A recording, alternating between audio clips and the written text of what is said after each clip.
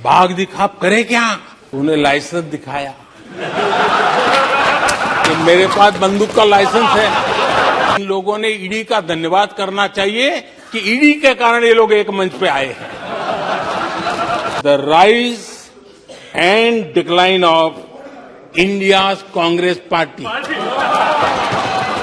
कांग्रेस की बर्बादी पर सिर्फ हार्वर्ड नहीं, बड़े बड़े विश्वविद्यालयों में अध्ययन होना ही होना है।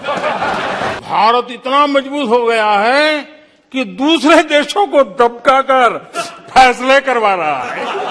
अरे पहले ये तो तय करो भाई कि भारत कमजोर हुआ है कि मजबूत हुआ है।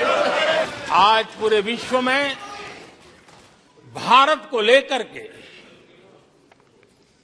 पॉजिटिविटी है, एक आशा है, भरोसा है। और माननीय अध्यक्ष जी, ये भी खुशी की बात है कि आज भारत को विश्व के समृद्ध देश ऐसे G20 समूह की अध्यक्षता का अवसर भी मिला। ये देश के लिए गर्व की बात है। ये देश के लिए गर्व की बात है। 140 करोड़ देशवासियों के लिए गौरव की बात है। लेकिन मुझे लगता है, पहले मुझे नहीं लगता था, लेकिन अभी लग रहा है शायद इससे भी कुछ लोगों को दुख हो रहा है। 140 करोड़ देशवासियों में किसी को दुख नहीं हो सकता है। वो आत्मनिरीक्षण करे, वो कौन लोग हैं जिसको इसका भी दुख हो रहा है। हर स्तर पर, हर क्षेत्र में, हर सोच में आशा ही आशा नजर आ रही है।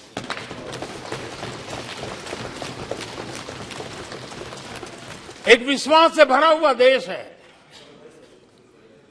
सपने और संकल्प लेकर के चलने वाला देश है। लेकिन यहां कुछ लोग ऐसे निराशा में डूबे हैं, ऐसे निराशा में डूबे हैं।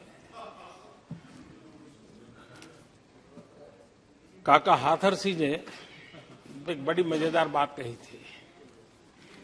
काका हाथरसी ने कहा था, आगा पीछा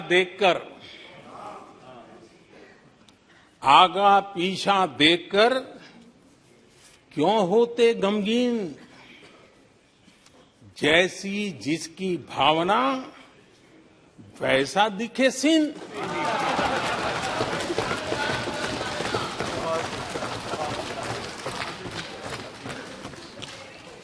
आदरणीय अध्यक्ष जी, आखिर ये निराशा भी ऐसे नहीं आई है।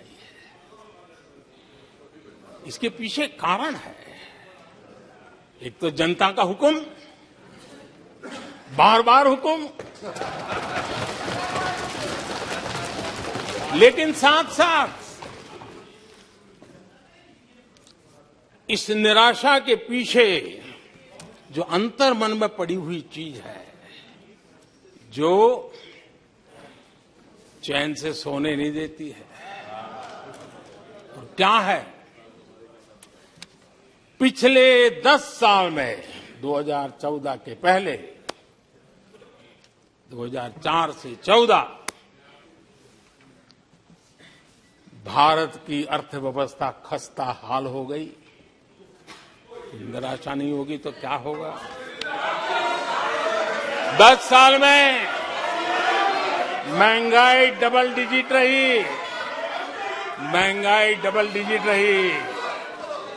और इसलिए कुछ अगर अच्छा होता है तो निराशा और उभर करके आती है। और जिन्होंने बेरोजगारी दूर करने के वादे किए थे,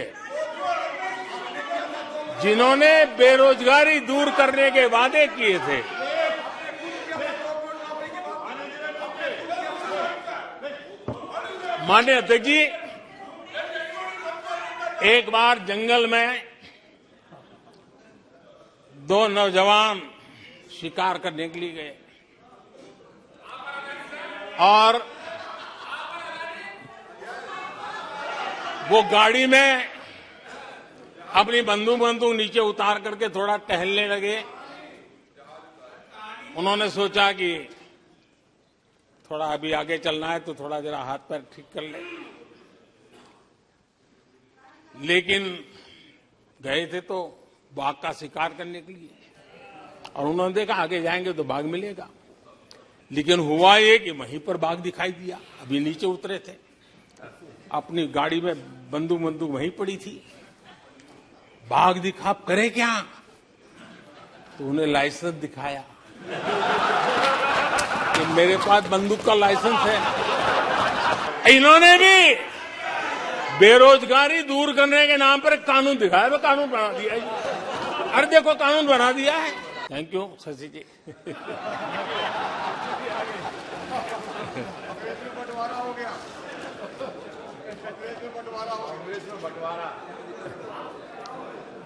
आदरणीय अध्यक्ष जी,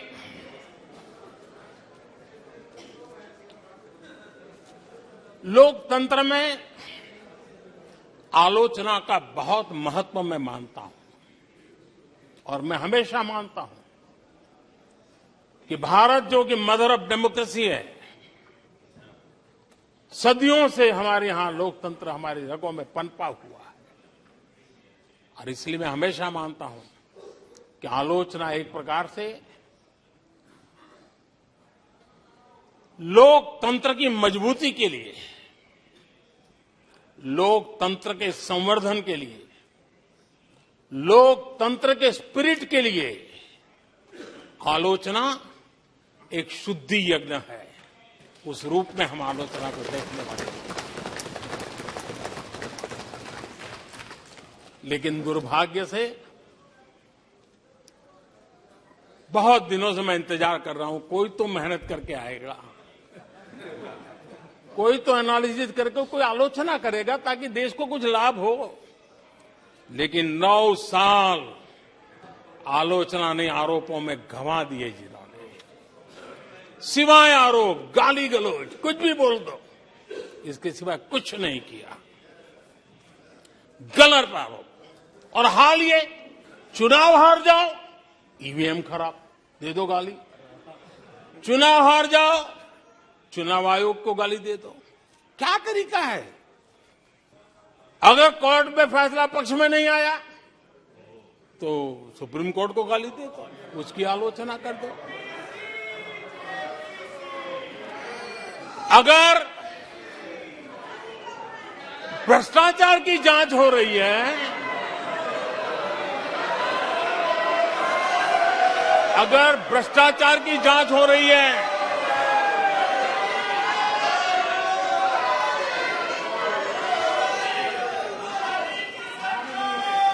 माननीय अध्यक्ष जी, अगर भ्रष्टाचार की जांच हो रही है तो जांच एजेंसियों को गाली दो।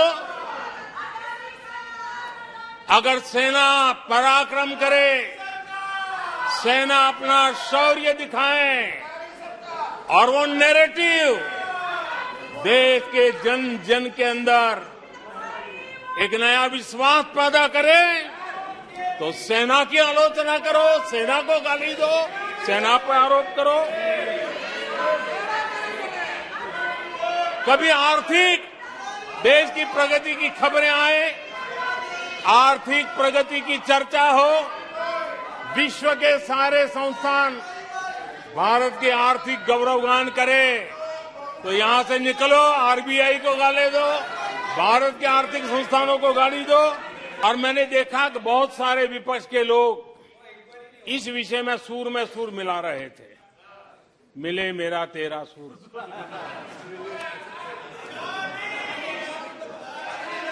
आदरणीय अध्यक्ष जी, मुझे लगता था देश की जनता, देश के चुनाव के नतीजे ऐसे लोगों को जरूर एक मंच पर लाएंगे,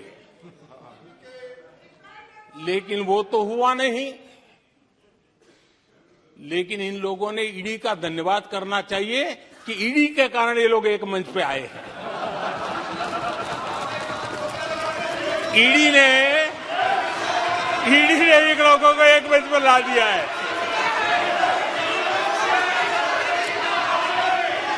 और इसलिए जो काम देश के मतदाता नहीं कर पाए,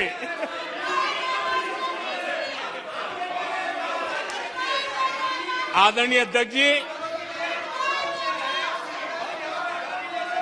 मैं कई बार सुन रहा हूं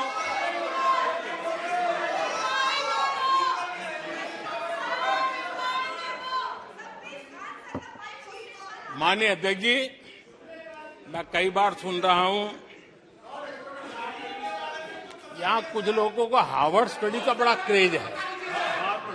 हार्वर्ड स्टडी है, बड़ा क्रेज है। कोरोना काल में ऐसा ही कहा गया था और कांग्रेस ने कहा था कि भारत की बर्बादी पर हार्वर्ड में केस स्टडी होगी, ऐसा कहा था।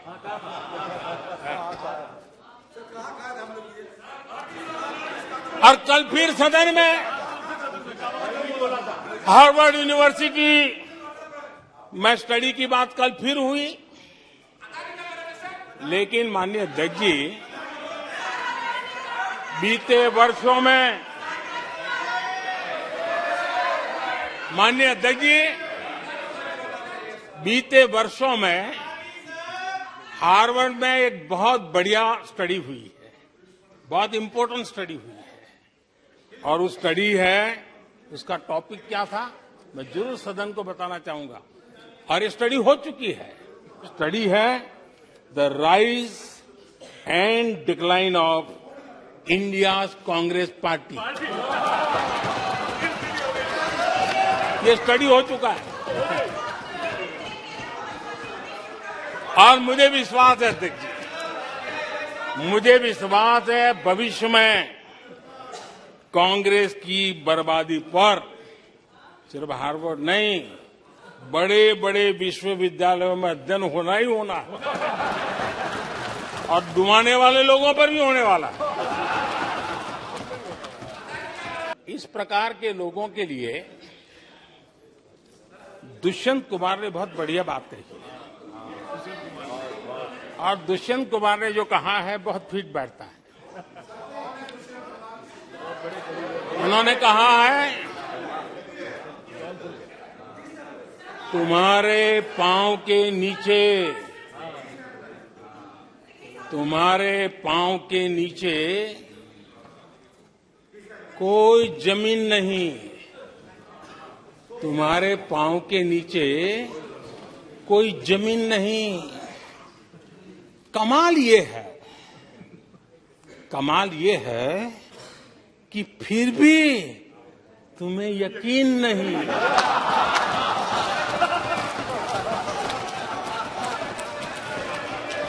माननीय अध्यक्ष जी,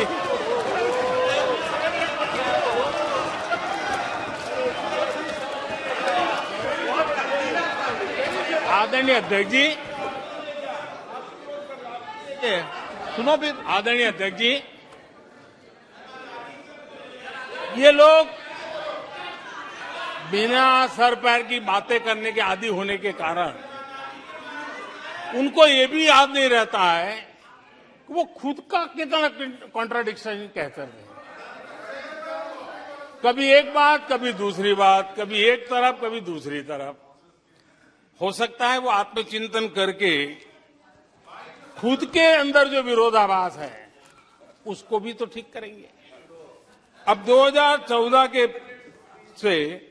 2014 से ये लगातार कोस रहे हैं, हर मौके पर कोस रहे हैं, भारत कमजोर हो रहा है, भारत की कोई सुनने को तैयार नहीं है, भारत की दुनिया में कोई वजूद नहीं रहा, न जाने क्या क्या कहा। और अब क्या कह रहे हैं?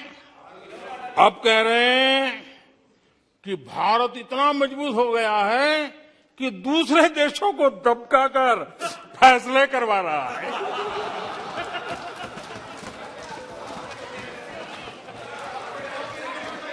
अरे पहले ये तो तय करो भाई, कि भारत कमजोर हुआ है कि मजबूत हुआ है। मेरे जीवन में, सार्वजनिक जीवन में 4-5 दशक मुझे हो गए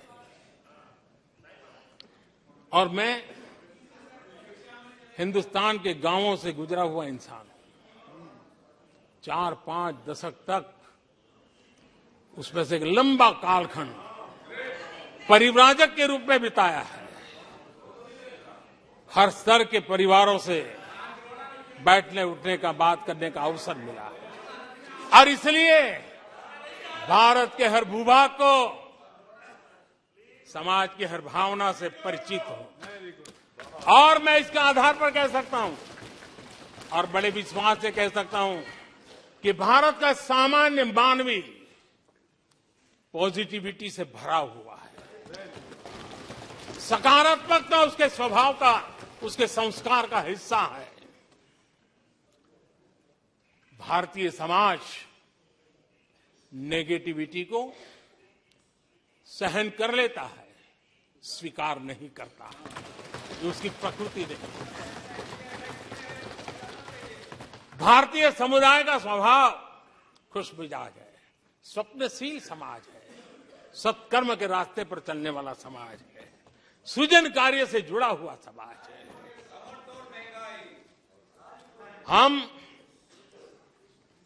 मैं आज कहना चाहूंगा, जो लोग सपने लेकर के बैठे हैं कि कभी यहां बैठते थे, फिर कभी मौका मिलेगा, ऐसे लोग जरा 50 बार सोचें, अपने तौर तरीकों पर जरा पुनर्विचार करें। लोकतंत्र में आपको भी आत्मचिंतन करने की आवश्यकता है। आधार आज डिजिटल लेन देन का सबसे बड़ा महत्वपूर्ण अंग बन गया। आपने उसको भी निराधार करके रख दिया था, अब उसके भी पीछे पड़ गए थे।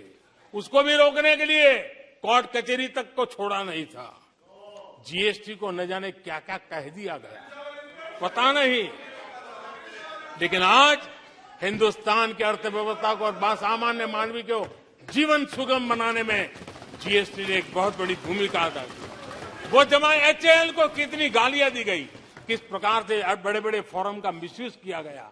आज एशिया का सबसे बड़ा हेलीकॉप्टर बनाने वाला हब बन चुका है, जहां से तेजस हवाई जहाज सैकड़ों की संख्या में बन रहे हैं। भारतीय सेना के हजारों करोड़ रुपए का ऑर्डर आज एचएएल के पास है। भारत के अंदर आज वाइब्रेंट डिफेंस इंडस्ट्री आगे आ रही है। आज भारत डिफेंस एक्सपोर्ट करने लगा है। माननीय अध्यक्ष जी, हिंदुस्तान के हर नौजवान को गर्व होता है। निराशा में डूबे हुए लोगों से अपेक्षा नहीं है। आदरणीय अध्यक्ष जी, आप जानते हैं भली भांति, समय सिद्ध कर रहा है, जो कभी यहां बैठते थे वो वहां जाने के बाद भी फेल हुए हैं।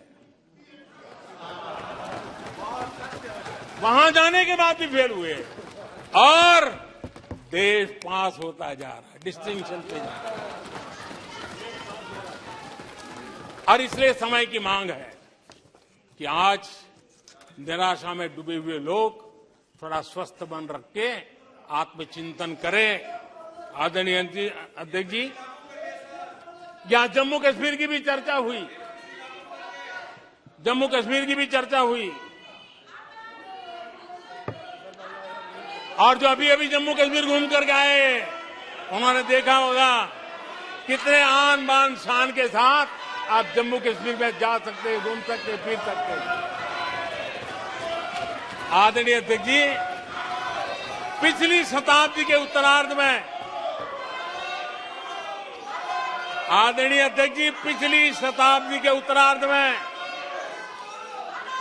मैं भी जम्मू कश्मीर में यात्रा लेके गया था और लाल चौक में तिरंगा फहराने का संकल्प लेकर के चला था। और तब आतंकवादियों ने पोस्टर लगाए थे, आतंकवादियों ने पोस्टर लगाए थे उस समय, और कहा था कि देखते हैं किसने अपनी मां का दूध पिया है, जो लाल चौक में आके तिरंगा फहराता है। पोस्टर लगे थे। और उस दिन वो 24 जनवरी थी, मैंने जम्मू के अंदर बड़ी सभा में कहा था, अध्यक्ष जी मैं पिछली शताब्दी की बात कर रहा हूं, और तब मैंने कहा था आतंकवादी कान खोल करके सुन ले। उस दिन मैंने कहा था आतंकवादी कान खोल करके सुन ले। 26 जनवरी को ठीक 11 बजे मैं लाल चौक पहुंचूंगा, बिना सिक्योरिटी आऊंगा, बुलेट प्रूफ जैकेट के बिना आऊंगा, और फैसला लाल चौक में होगा किसने अपनी मां का दूध पिया।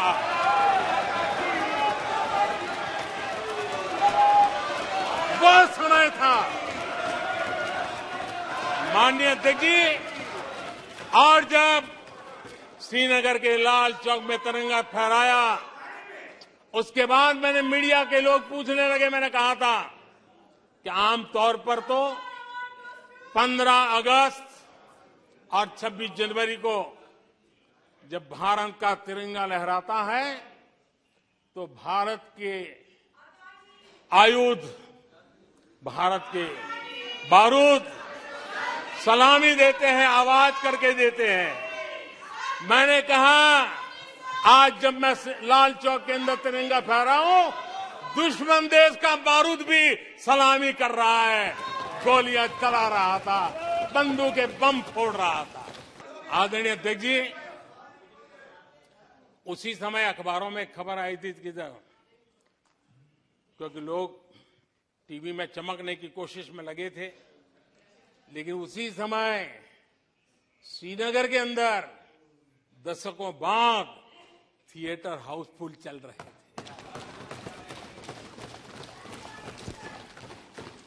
और अलगाववादी दूर दूर तक नजर नहीं आते थे। अब ये भी देश ने देखा है। आदरणीय अध्यक्ष जी, अभी हमारे साथी आकर ही हमारे माननीय सदस्य नॉर्थ ईस्ट के लिए कह रहे थे। मैं कहूंगा जरा एक बार नॉर्थ ईस्ट हो आइए। आपके जमाने का नॉर्थ ईस्ट और आज के जमाने का नॉर्थ ईस्ट देखिए। आधुनिक चौड़े हाईवे हैं, रेल की सुख सुविधा वाली सफर है, आप आराम से हवाई जहाज से जा सकते हैं। नॉर्थ ईस्ट के हर कोने में आज बड़ी, और मैं गर्व के साथ कहता हूं, आजादी का 75 साल मना रहे हैं, तब मैं गर्व से कहता हूं 9 साल में करीब 7500 7,500 7,500 जो हथियार के रास्ते पे चल पड़े थे, ऐसे लोगों ने सरेंडर किया और अलगाववादी प्रवृत्ति छोड़ करके मुख्य धारा में आने का काम किया है।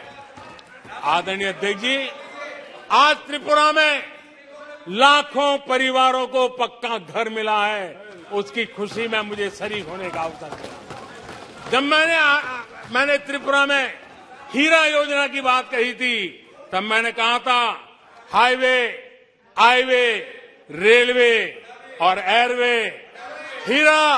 ये हीरा का आज सफलतापूर्वक त्रिपुरा की धरती पर मजबूती नजर आ रही है। त्रिपुरा तेज गति से आज भारत की विकास यात्रा का भागीदार बना है। आदरणीय अध्यक्ष जी, मैं जानता हूं सच सुनने के लिए भी बहुत सामर्थ्य लगता है। आदरणीय अध्यक्ष जी, झूठे गंदे आरोपों को सुनने के लिए भी बहुत बड़ा धैर्य लगता है, और मैं इन सबका अभिनंदन करता हूं जिन्होंने धैर्य के साथ गंदी से गंदी बातें सुनने का ताकत दिखाई है। ये अभिनंदन के अधिकारी है। लेकिन जो सच सुनने का सामर्थ्य नहीं रखते हैं, वो कितनी निराशा की गर्त में डूब चुके होंगे, इसका देश आज सबूत देख रहा है। माननीय अध्यक्ष जी,